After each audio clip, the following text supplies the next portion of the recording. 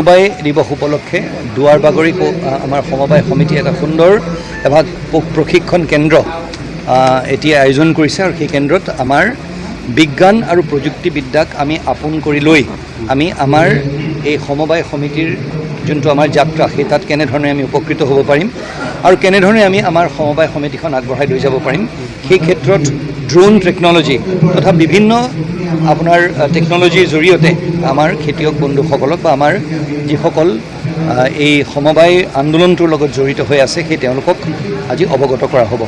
মই অনুষ্ঠানটিৰ উত্তৰোত্তৰ কামনা কৰিছোঁ আৰু মোৰ দৃঢ় বিশ্বাস যে এই বিজ্ঞান আৰু প্ৰযুক্তিবিদ্যাক যেতিয়ালৈকে আমি আপোন কৰি নলওঁ তেতিয়ালৈকে আমি হয়তো পিছ পৰি থাকিম আৰু আজিৰ দিনটোত আমাৰ এখন কৃষি প্ৰধান ৰাজ্য সেই ৰাজ্যখনত আমি বিজ্ঞান আৰু প্ৰযুক্তিবিদ্যাৰ লগতে এইষাৰ কথাও আমি উপলব্ধি কৰিব লাগিব যে সমবায় ছাড়া সমবায় এৰি বা সমবায়ৰ অবিহনে কিন্তু আমাৰ কোনো বিকল্প নাই। অকলশৰীয়াকৈ আমি এটা অকণমান হয়তো আগবাঢ়ি যাব পাৰিম, কিন্তু আমি যদি একলগ হওঁ একত্ৰিত যদি হওঁ তেতিয়াহ'লে গোটেই সমাজখন আগবাঢ়ি যাব পাৰিব। এই ক্ষেত্ৰত আজি যি বিশেষ অৱদান এই অনুষ্ঠানটি আগবঢ়াইছে তাক তেওঁলোকৰ শলাগ লৈছোঁ আৰু অনুষ্ঠানটিৰ মই উত্তৰোত্তৰ কামনা কৰিছোঁ।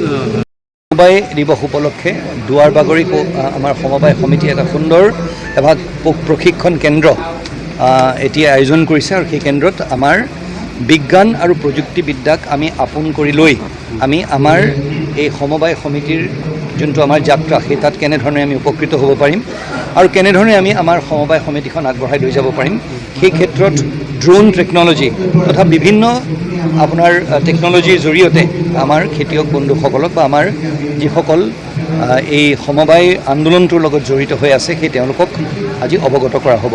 মই অনুষ্ঠানটিৰ উত্তৰোত্তৰ কামনা কৰিছোঁ আৰু মোৰ দৃঢ় বিশ্বাস যে এই বিজ্ঞান আৰু প্ৰযুক্তিবিদ্যাক যেতিয়ালৈকে আমি আপোন কৰি নলওঁ তেতিয়ালৈকে আমি হয়তো পিছ পৰি থাকিম আৰু আজিৰ দিনটোত আমাৰ এখন কৃষি প্ৰধান ৰাজ্য সেই ৰাজ্যখনত আমি বিজ্ঞান আৰু প্ৰযুক্তিবিদ্যাৰ লগতে এইষাৰ কথাও আমি উপলব্ধি কৰিব লাগিব যে সমবায় ছাড়া সমবায় এৰি বা সমবায়ৰ অবিহনে কিন্তু আমাৰ কোনো বিকল্প নাই।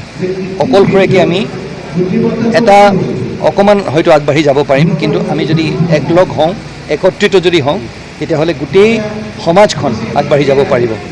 এই ক্ষেত্ৰত আজি যি বিশেষ অৱদান এই অনুষ্ঠানটি আগবঢ়াইছে তাক তেওঁলোকৰ শলাগ লৈছোঁ আৰু অনুষ্ঠানটিৰ মই উত্তৰোত্তৰ কামনা কৰিছোঁ। আপুনি বাৰু হাড়ৰ সমস্যাৰ কাৰণে পাটনালৈ যাবলৈ চিন্তা কৰি আছে নেকি? এতিয়া আৰু চিন্তা নাই।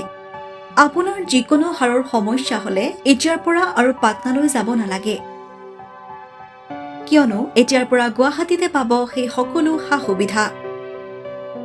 গুৱাহাটীৰ আমিনগাঁৱত অৱস্থিত Patna orthopaedic and multi speciality হস্পিটেলত কম খৰচতে পাব সেই সকলো উন্নত মানদণ্ডৰ চিকিৎসা সেৱা, য'ত অভিজ্ঞ চিকিৎসকৰ দ্বাৰা সম্পন্ন কৰা হয় বিভিন্ন ধৰণৰ হাড়ৰ অস্ত্ৰোপচাৰ।